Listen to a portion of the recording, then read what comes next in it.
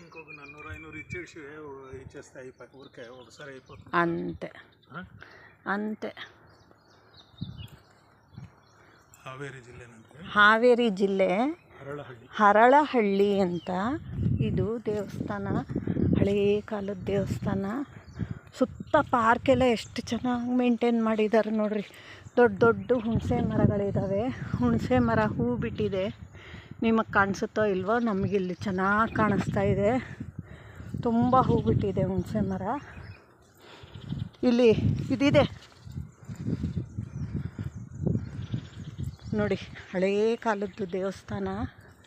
ಅದೇ ಬೇಲೂರು ಹಳೆಬೀಡಲ್ಲಿ ನೋಡ್ತೀವಲ್ವ, ಆ ಥರದ್ದೇ ಇದು. ಮೋಸ್ಟ್ಲಿ ಹೊಯ್ಸಳರ ಕಾಲದ್ದೇ ಇರಬೇಕು.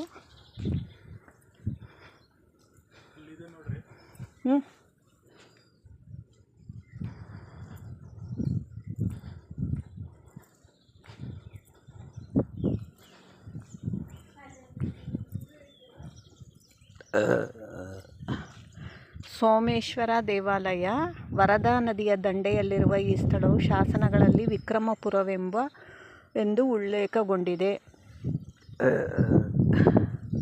ಇಲ್ಲಿ ಕ್ರಿಸ್ತಶಕ 12ನೇ ಶತಮಾನದಲ್ಲಿ ಕಲ್ಯಾಣದ ಚಾಳುಕ್ಯರ 6ನೇ ವಿಕ್ರಮಾದಿತ್ಯನ ಕಾಲದಲ್ಲಿ ನಿರ್ಮಾಣಗೊಂಡ ತ್ರಿಕೂಟಾಚಲವಿರುವ ಈಶ್ವರ ದೇವಾಲಯವಿದೆ. ಇದರಲ್ಲಿ 3 ಗರ್ಭಗೃಹಗಳು, 3 ಅಂತರಾಳಗಳು ಹಾಗೂ ಒಂದೇ ನವರಂಗವಿದೆ.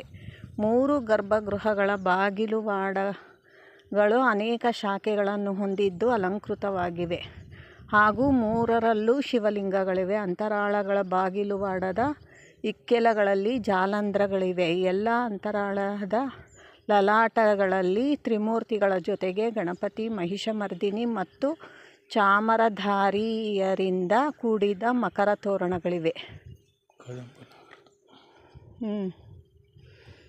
ಕದಂಬನಾಗರ ಶೈಲಿಯ ಶಿಖರಗಳಿವೆ. ಗರ್ಭಗುಡಿಗಳ ಮೇಲೆ ಕದಂಬನಾಗರ ಶೈಲಿಯ ಶಿಖರಗಳಿವೆ.